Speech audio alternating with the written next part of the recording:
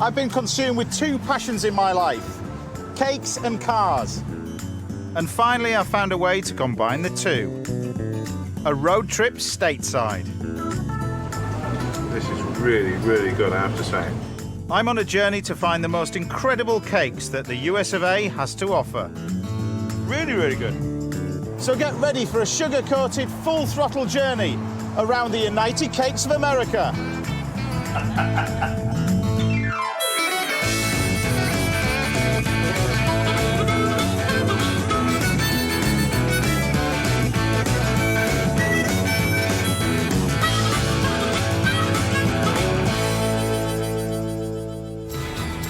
Today I'm in Washington, D.C. to learn the real history behind the all-American classic, the cupcake. Back then in the 1800s, they didn't bake cupcakes in the paper wrappers that you traditionally see today. They really were in metal individual cups. Then I'm heading to Maryland to find out about a cake so good it's come to represent an entire state. There's a little bit of butter in there. I'm sure you can taste just a little bit. I can taste a lot of butter, never mind a little bit of butter. And I'll be showing you how to bake meringue frosted vanilla cupcakes and a delicious chocolate fudge and chestnut layer cake. About 70% dark chocolate, but you get this lovely shine to it.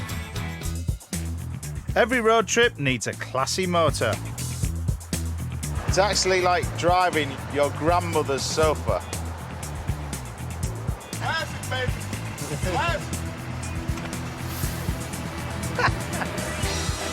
I just hope this piece of automobile history gets me all the way to my next stop, the capital of the USA, Washington, D.C.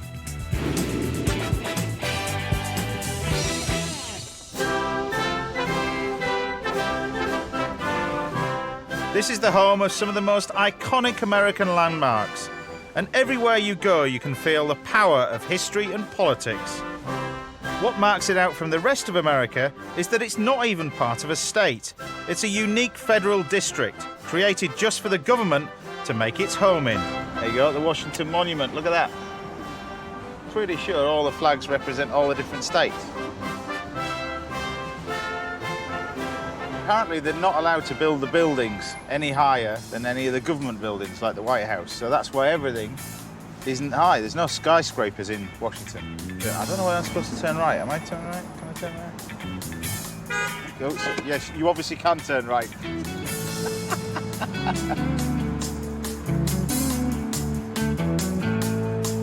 Getting to grips with American road law has made me work up an appetite.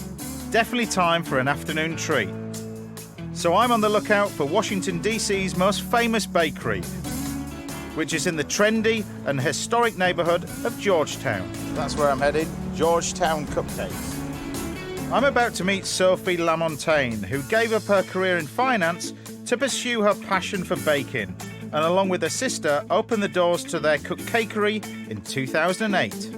Sophie. Hi. Great to see you. Welcome. And a busy place. Yes. So tell us about Georgetown then, because it is kind of unique. We just came through Washington, and you come to this sort of unique area of Washington. Yes, Georgetown is one of the most historic neighborhoods in Washington, D.C.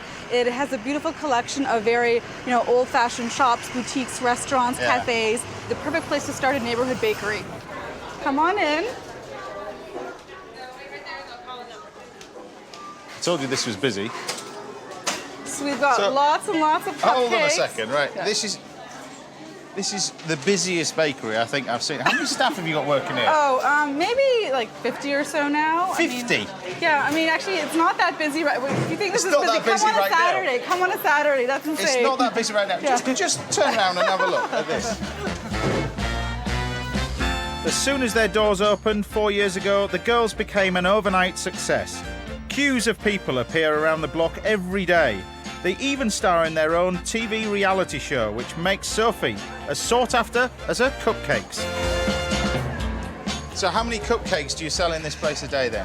Over 10,000 a day. We bake literally all day long, and that's one thing that we do. We bake our cupcakes from scratch throughout the day. We don't just bake in the morning and stop. We literally, cupcakes are coming out of the oven every 15 minutes. So if you come in the evening, you're getting cupcakes that literally just came out. How have yours, since 2008, turned into this? Well, my sister and I, when we started this bakery, we said we really want to make the best cupcakes in the entire world. And so we used our grandmother's recipes and we used the best ingredients. We've got banana split, we've got vanilla, we have chocolate mint, we've got a blueberry cheesecake, we have chocolate, we have red velvet. I mean, we do 17 different flavors a day, and we mix and match the frosting, so there's probably Wow, she's a walking, talking marketing machine. There are some serious flavors going on here. This was originally a cup of each ingredient. I presume it was cooked in a cup as well. Yes, in a metal cup. And so back then in the 1800s, they didn't bake cupcakes in the paper wrappers that you traditionally see today. They really were in metal individual cups. One theory is that baking in a small cup was a practical solution to the unreliable 18th century oven temperatures that tended to burn larger cakes. But the more popular one is that they were the first cakes to be made using cups to measure out the ingredients. The biggest cupcake chain in the States sold over 13 million of these babies last year alone, and the industry here is worth over $200 million a year. But before I can have a taste, Sophie wants me to try out my icing skills. Easy. Hold it at the top, support the weight, use your bottom hand to squeeze and guide. We're going to start in the center of a cupcake with the equal pressures, go around in a circle, and then end with a burst of pressure in the center. Is this just for you, or is this every cupcake should be done like this? Well, you know, this is our style. Cupcakes in different bakeries are frosted in different ways, but my sister and I have perfected this technique. Perfect! You are a pro. You nailed it on the first try. Said while I've been here. I've got work to do. 5 down, only 9,995 to go. But when do I actually get to eat some? This frosting is absolutely delicious. You have to try it. It's our chocolate buttercream frosting. We add a little Calibo chocolate to the mixture, and it's absolutely beautiful. At last, time to tuck in. It's delicious. Oh, I was going to say cheers. That was good together. Cheers. Congratulations. Yeah, thank you. Thank you for visiting. That's what America does best.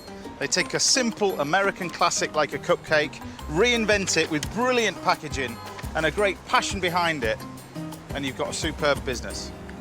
And they taste brilliant.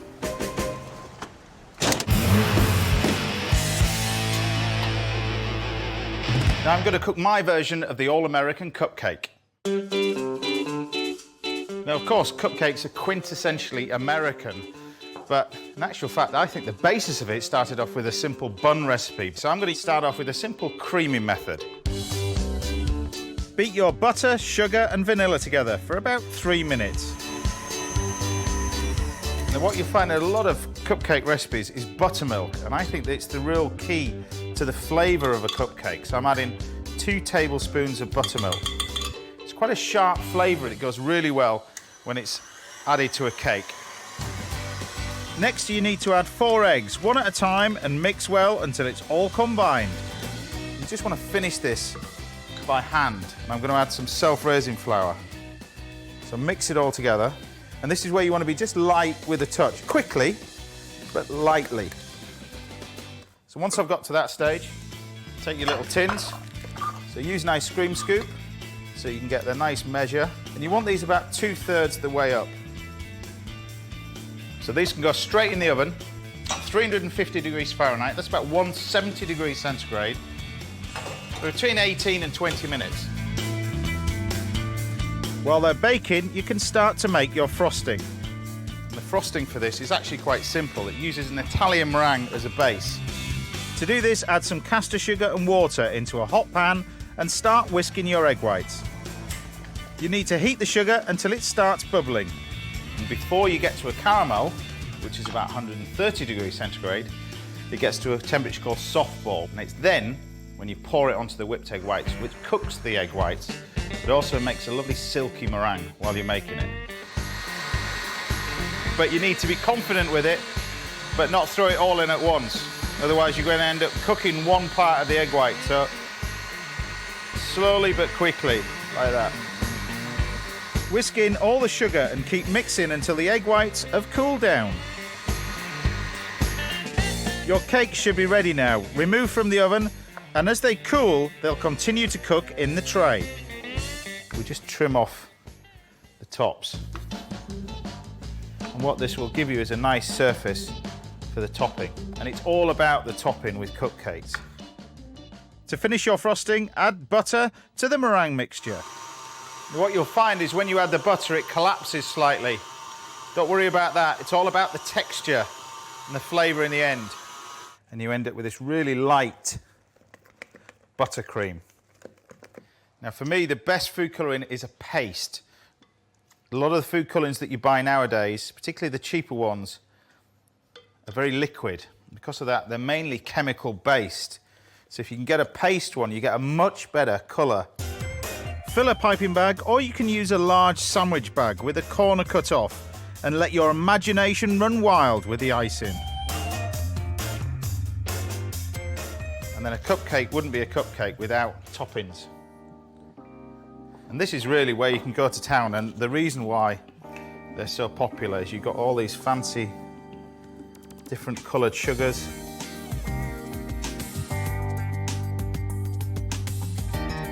Cupcakes, easy as that.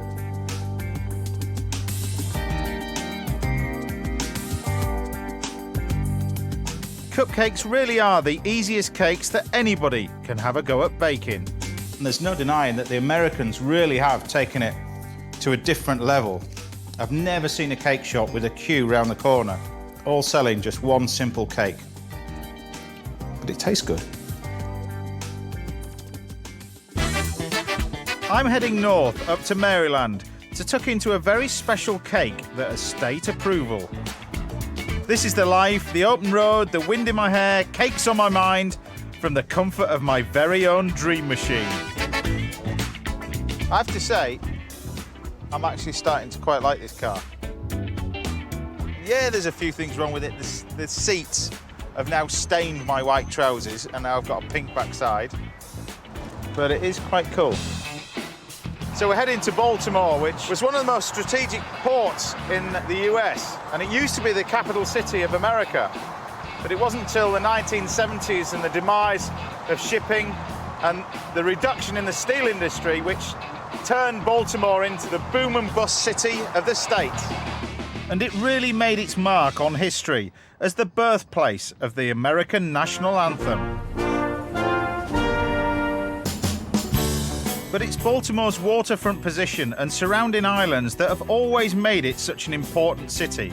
And it's the fresh crab caught from around here that's used to produce their famous crab cakes. But I'm here for a different kind of cake. There's a little island called Smith Island, and it's there they've got a national treasure, and a treasure that's been named the State Cake of Maryland. And I want to know more about it. I'm about to meet another banker turned baker that gave up his career to put this iconic cake into the spotlight. So Brian, this has got to be the best view in Baltimore, hasn't it? Welcome to Baltimore. It's pretty nice, isn't it? It's pretty great, isn't it? So Smith Island to me, and when I think of Smith Island, I think of seafood, fishermen, oysters. Sure. So where does the cake fit in with all that? The tradition was that the men would go out and oyster in the autumn for months at a time, and the women would bake the cakes for them and send them out with these cakes iced in fudge that would be very robust and they'd last a long time on the boats. So it's layers? Oh, it's layers. Right. It's 8 layers. What really sets it apart is this fudge that makes it the Smith Island cake. So what we do is... So this is the traditional fudge that would have been the fudge on it very for unchanged. Years, yeah. Unchanged. Brian opened his bakery in 2009 on the remote 400-year-old fishing village of Smith Island in Chesapeake Bay. Its cake is the stuff of legend. Local residents claim that from the 1800s, when men went to sea for months at a time, the women sent them off with a delicious reminder of home. A cake made from 8 individual baked sponge layers separated by a cooked rich chocolate icing. However this delicious cake was developed, this tiny community passed the recipe down through the generations, and the Smith Island cake became a proud part of its heritage. So how does a simple cake from a tiny island become the state dessert? Well, it's not a simple cake. It's a wonderful cake, but... But how does it happen? The way it became the state dessert was a woman named Mary Ada Marshall, who's kind of one of the patron saints of Smith Island. And she said, you know what, we should get some acclaim for this cake. So she went to the State House and says, we have state symbols, we have a flag, a state song, this should be our state dessert. And you don't want to disagree with Marietta Marshall, so guess what? It's the state dessert. So that's it. Here we are. Right, well, I can't wait to try this. I can't wait to have you try it, Chef. Go on then. Look at that. That's taken some work, hasn't it, that? So do you bake the cake whole and then slice it, or is No, we bake the layers individually. each layer individually? Got to try it then, haven't I, really? There's a little bit of butter in there. I'm sure you can taste just a little Yeah. bit. It's very. I can taste a lot of butter, never mind a little bit of butter. There's a lot of butter. You Americans know how to make a good cake. Means a lot. Chef came all the way here just for this cake. It's a good cake. Thank you. Now, the idea of a layered cake isn't new. It can be found right across America. One of the dishes that I'd used for inspiration from this, particularly with the layers, is a dish that I learned from Paris. And it's a twist on a classic French dessert called a gâteau au prat. Now, the basis of this cake is quite unusual. You actually start off with a meringue base. So we need 8 egg whites. And it's this that gives the cake unique lightness. A touch of cream of tartar. This will stabilise the meringue a little bit, and then whisk this up. Now, there's one thing you need to make sure of when you make your meringue is the bowl is free of grease. Anything like the bowl is not absolutely spotlessly clean, then it affects the whole quality of the meringue. Dissolves the whites and breaks down the whites and causes it to collapse. Now, at this point, just as the whites start to firm up, we can add some of our sugar.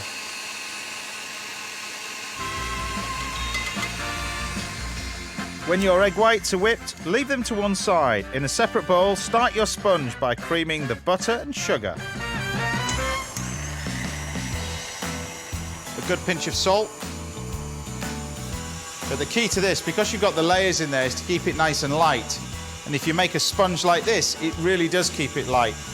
Now, there are quite a lot of eggs that are going to go in here. We need 8 medium-sized eggs, just added one at a time to the butter and the sugar. And then we've got this quite loose batter. But then if we add our almonds and then plain flour, the only rising agent that we've got in here is the meringue. So this is where you need to be really careful with this. We then fold this in. Then you can incorporate the meringue. It's quite an unusual way of making a cake, but you do get a really light texture to it. Now, traditionally, this would be then baked on flat sheets, but I'm actually baking it into a whole tin. So this is about an 8-inch cake tin. We fill it up with the batter. The oven's set about 360 degrees Fahrenheit, that's 180 degrees centigrade, gas mark 4, and cook this now for about 45 minutes. And while that's cooking, we can make our filling.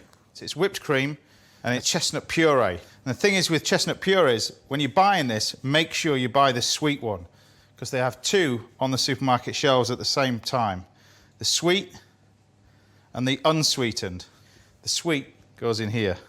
We just carefully fold it in to whipped cream. That can go in the fridge just to set until our cake's ready.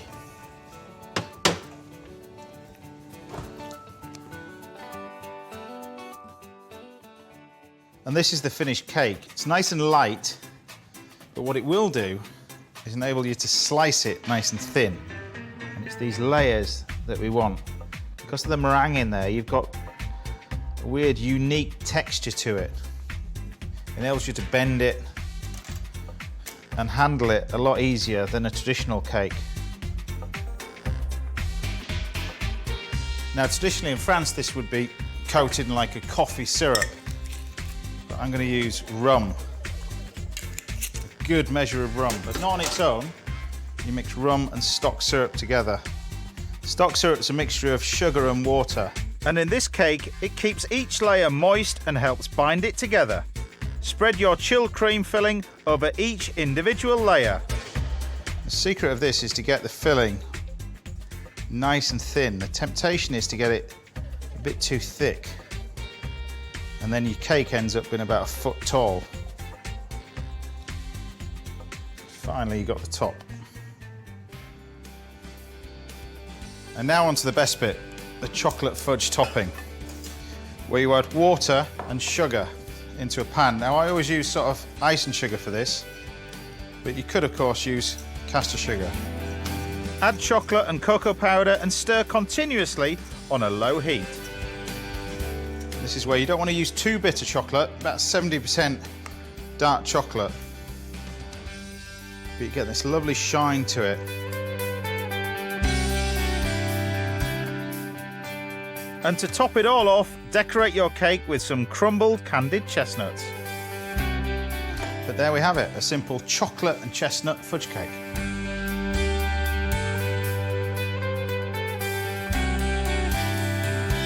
This cake is worth the effort and perseverance because although it looks like one solid bit of cake, it's the layers that make this so special.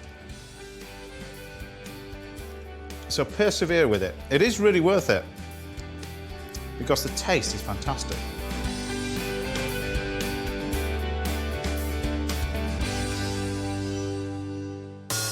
I've been treated to some delicious cakes today. I met two people who gave up their careers in finance to follow their cake dreams. And I've seen just what passion for baking over here really means. It just goes to prove that in America, cakes means big business.